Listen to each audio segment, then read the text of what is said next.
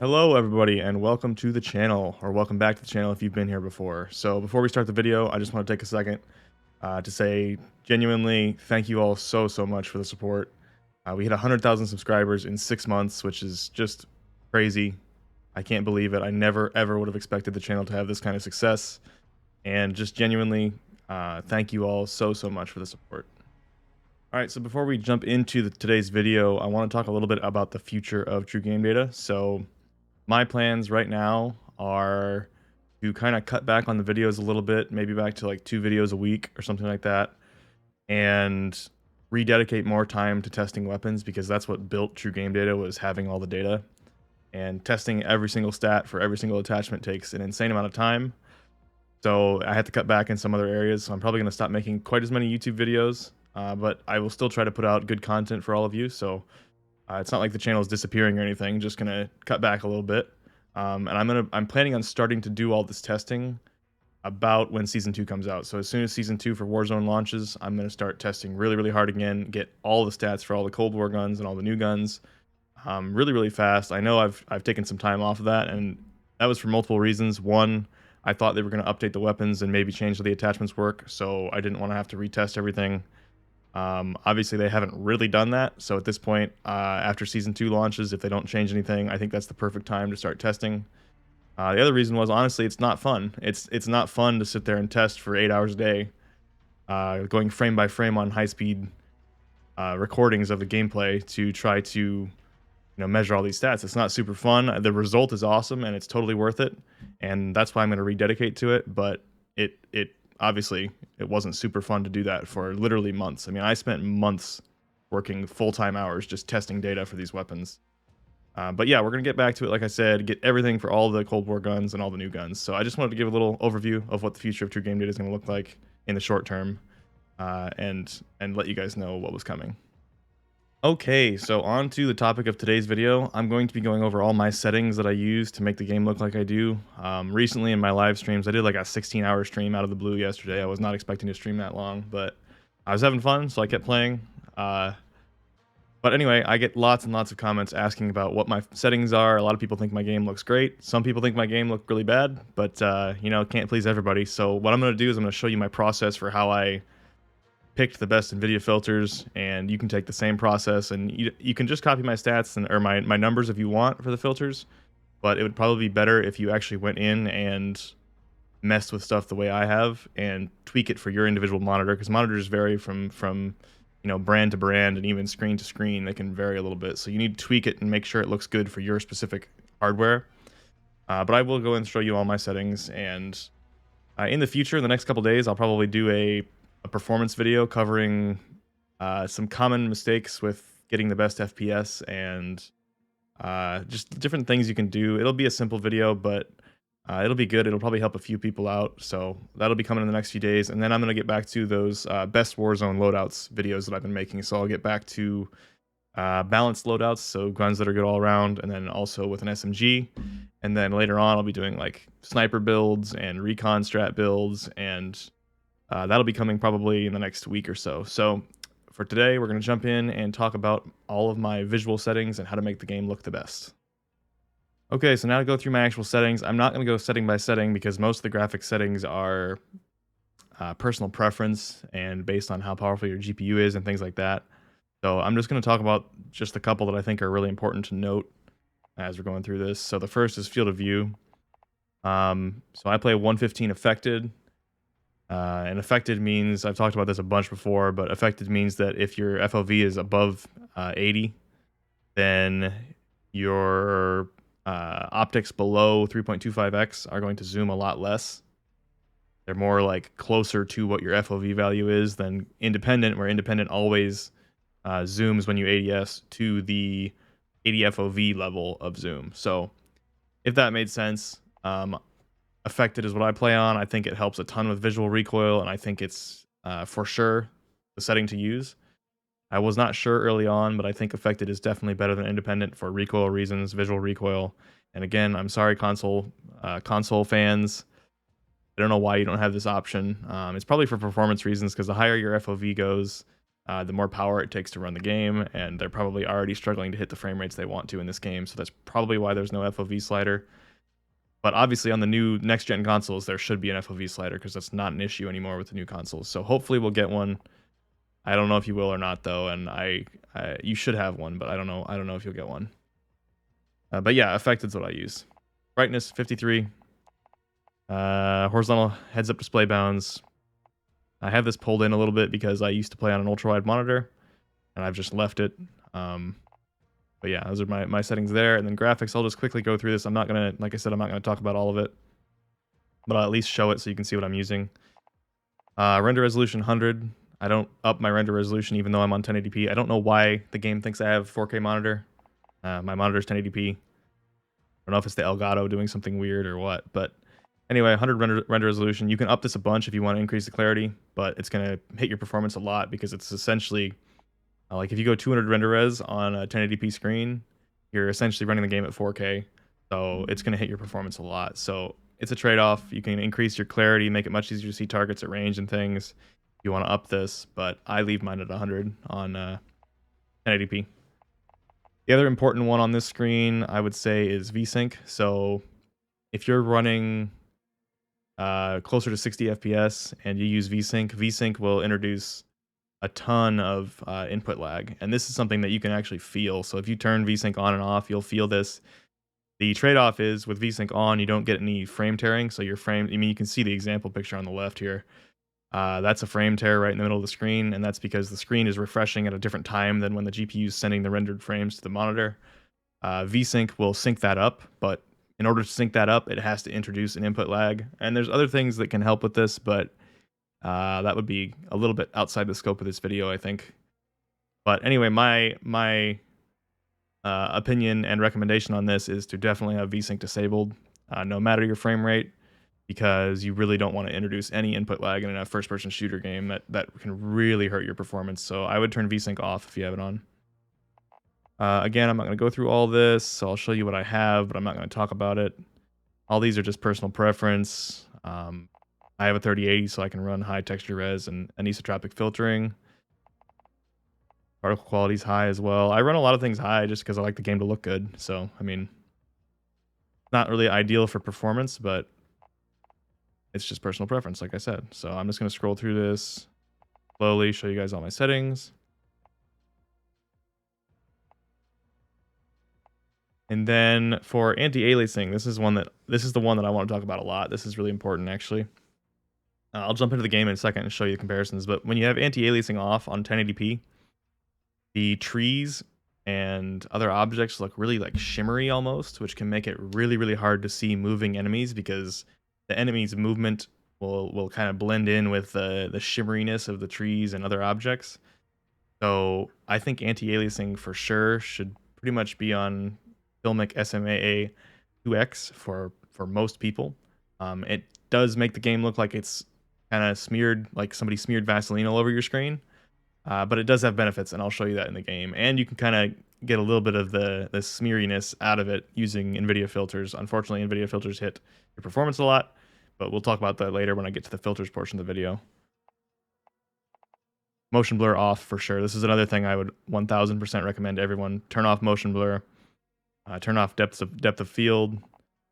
These things can really just, I mean, you don't want your game to not look clear ever. You want it to be as crystal clear as possible. So why would you introduce motion blur? Sure, maybe it looks cool, looks cinematic, but I wouldn't recommend it for like improving your gameplay. You definitely want it disabled. A quick little mention on audio before we jump into the game. I get asked all the time what audio settings I use, and if I use an EQ or anything. I don't use anything like that. All I do is boost low. I feel like boost low helps the most with footsteps and things like that. So my recommendation is just to use boost low. All right, so I want to show you the difference between SMAA Filmic 2X anti-aliasing and just no anti-aliasing at all on 1080p. So when you have, this is no anti-aliasing and no Nvidia filters right now. When I'm strafing around, it's not too bad when I'm not moving. But if I'm strafing at all, which you're almost always moving in Warzone, so it's not really fair to compare when you're not moving. It makes all the trees and like the edges of objects kind of shimmer a little bit.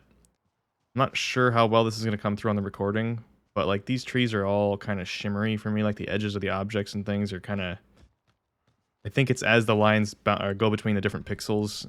It's just kind of it's just an effect that happens, and to me that's something that I do not want because that makes it really hard to see motion. And you need to see motion because you need to see enemies moving so you can target them easier and spot them easier. So for me, if you turn on SMA A2X, it pretty much removes all of that, specifically the filmic one. If you turn on filmic, pretty much all that shimmering is gone. And like I said, it does kind of blur the whole screen, kind of makes it look like, like I said, like somebody smeared Vaseline all over your screen.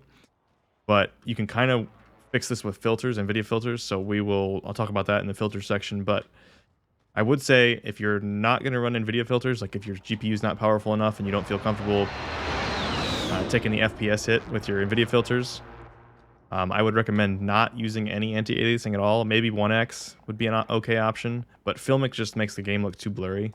So maybe if you're not going to run filters, use like SMA 1x or something like that. But Filmic really, yeah, if you're not going to use filters, I wouldn't use it. But if you're going to use filters, 100% I would recommend using Filmic SMA A2X just for the shimmering effect reduction. All right, now let's talk about my filters. So Nvidia filters, if you don't know, most of you probably do, but Nvidia filters are a thing that comes with Nvidia graphics cards that lets you essentially change what graphically is being displayed on your screen, and it causes a performance hit. Mine was like 15 FPS, but it's totally worth it for the increased clarity and brightness inside and dark areas. It makes it much easier to see like rose skins and things like that. So basically right here, I've got my SMA A2X Filmic on, and what I've done is done a split screen with Nvidia filters, and my filters are on the right, and the game without any filters is on the left. So you can see how much better my colors look. And again, this is personal preference. Colors and things are personal preference, so you can adjust all this yourself. I wanted the game to look more vibrant, more colorful, so I upped the colors a bunch. I also upped the sharpness a bunch in order to kind of correct for the smearing effect of the Filmic 2X anti-aliasing. So that's what I was talking about. Like out in the distance there, out in these trees, it would be hard to see somebody on the left. But because I've upped the sharpness and the clarity using Nvidia filters on the right, it's very, very easy to see people at range with my filters on. But yeah, we can go through all the settings I have. And like I said, I would recommend going and testing all this yourself. Don't just use my numbers. You can just use my numbers if you want, but it's going to vary from monitor to monitor, so you need to make sure it fits your hardware. So just go in and I'll show you how I tested the stuff and how I picked what I picked. But these are my settings. So I use the details filter with sharpen, clarity, HDR toning, and bloom. Sharpen very, very low, 6%. Clarity very high, 80%. HDR toning, 80%. And let me stand up actually so you can see. I'll kind of move these around a little bit so you can see what they look like outside. So game filter details. So sharpen can really make things look weird if you put it high. So that's why I keep it low. 6%. And they don't have to be exact. I mean, just relatively close. Clarity basically takes away the fogginess of the world. So if you up your clarity, it really clears up the fogginess. So there's a bunch of fog there. And then if you up it to like 80 like I had, it's pretty clear. HDR toning will really brighten up the dark areas of the world, so this is great for like Superstore and hallways and anywhere dark where you have trouble seeing a rose skin. I'll probably get kicked from the game here, but I'll just rejoin and start up another clip. But HDR all the way up, not all the way up, but close to all the way up is very, very helpful in dark areas to help see rose skins and things. Bloom kind of just looks a little bit like blur and brightness to me combined, so I keep bloom really low because up it looks horrible. So I turn bloom way down. And then on to colors. Let me move really fast so I don't get kicked. Maybe shoot a little bit. Alright. So on to the colors filter. Tint color just changes the tint color, but I have tint intensity at 0%, so I don't actually use any tint, so it doesn't matter what your tint color is if your tint intensity is 0. Temperature. Verdansk is a cold place, so I have my temperature down a little bit, 3.5, but this is just like the saturate or the color warmth of the image, so I just turn mine down a little bit. Again, totally personal preference there. Vibrance, this is what makes it look so much more colorful with my filters. So I've turned the vibrance up to almost 80. So you can turn the vibrance down and you get black and white. Turn the vibrance up, you get a bunch of extra color. Super high doesn't look amazing to me, so you know, I do like 75, 80, something in there. It also makes it easier to pick up targets that are different colors in the backgrounds because the color differences are exaggerated a little bit. Yeah, I keep getting kicked from these games as I'm trying to show you the settings, so I'm going to actually talk about it in the pregame lobby a little bit, see if I can get a little more words out before I get kicked for inactivity. So I'll land in the pregame lobby here and then open up my settings again. Hopefully not get shot. Sure, that's class looks great. So we'll go out here. And somewhere. Alright, so I need to talk about the sharpen filter still. So sharpen is one of the things that makes the smeariness of the SMA A2X filmic look a lot better. So some people think I have my sharpness too high. But I like sharpness relatively high, especially with the smeariness. So I would say somewhere between like, I don't know, 50 and 75 would be the best here. So I'm going to put it somewhere in the middle. I'm going to put it at 65. Ignore film grain, kind of actually has a very similar effect to sharpening. So film grain all the way down makes it look a lot sharper. Film grain up will make it look less sharp. I think it looks... I can't decide where I think this looks best, but I think somewhere in the middle, maybe a little higher, like 65 is probably ideal. And then we'll talk more about brightness and contrast when we get in the game. Okay, so basically with all these settings, what you're trying to do is balance it between looking good inside and looking good outside. Obviously, you can crank like the brightness kind of stuff all the way up, and it'll look a lot better inside, a lot easier to see people inside. But then it'll look really bad outside in bright areas. So the last setting is brightness and contrast. So let's look at that real fast. Hopefully I won't get kicked. Exposure I have at 0%. This just makes it really dark or really bright depending on how you do it. Contrast I have up a little bit. Highlights basically makes bright areas brighter, but doesn't really change dark areas. So you can put this wherever you want. I don't really tweak it too much. I just kind of leave it near the center. Shadows is a big one. I have shadows minus 100. If you turn shadows all the way down, it helps you really see in darker areas, help you see rose skin a lot. Those darker character models with like the black leather suits and things are much easier to see with shadows down. And then gamma I don't mess with at all. But you can just see with these filters, this is train station. Train station is not an overly dark spot, but you can see just like over in this corner here how much easier it is to see with my filters on the left. And what I'm going to do here in a second is go to Superstore and just show you some gameplay. That'll probably be at the end of the video, but I'll just show you some gameplay in split screen mode. Obviously, I won't be very good because I can only see half the screen. But I want to show you how much easier it is to spot people with my filters in darker areas, which is really the main reason I'm using filters is being able to see the darker character skins in the dark areas of the map. So basically how I decided on all these numbers for my filters was I went to two different spots, one spot that was really dark and one spot that was really bright. And I basically tried to balance the settings so it looked good in both situations. And that's what I was saying earlier. You need to really balance looking good in dark areas with still looking reasonable in light areas. Because obviously light areas aren't as much of an issue. You can see the character models a lot easier in brighter areas of the map. So the most important thing I would say is balancing it for dark areas first, and then tweak it a little bit if you have to make it look okay in brighter areas. And this is more for playing the game better rather than making the game look as good as it can. So I'm trying to make rose skins as visible as possible. Here's a good example right here. I can still barely see in the door with my filters, but I can see in the door on the left. Without filters, I can't see anything. So I'm gonna go inside, and I have a really hard time seeing people in Superstore. So this was where I calibrated my filters from. I'll go set to the center. There's some good spots in the center to do this. So like looking, like if there was somebody up on those ridges, this is where I would come and I would calibrate my filters here. So details is an important one for dark areas. So clarity.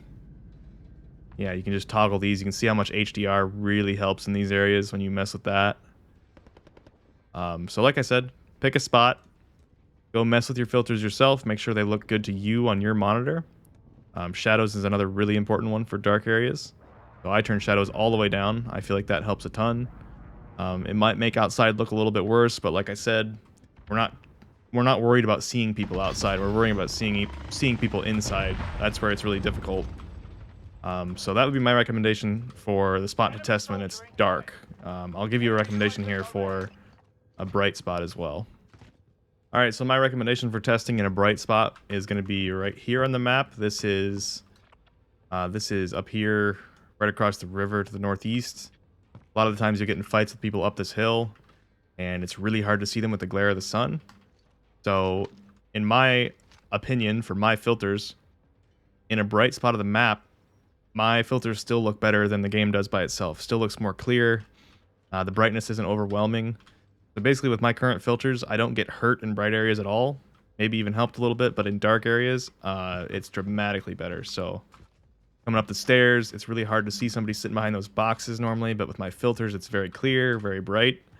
That's mostly HDR and details doing that. And then coming over here, looking out the window, it really doesn't look bad at all looking up the hill. And highlights is one of the ones that has a big effect on the brightness of areas. So if we go look at this, if we go look at highlights here, you can turn highlights down, and you can it really takes away that brightness. But this is going to hurt you in other areas, so I leave my highlights, somewhere in the center.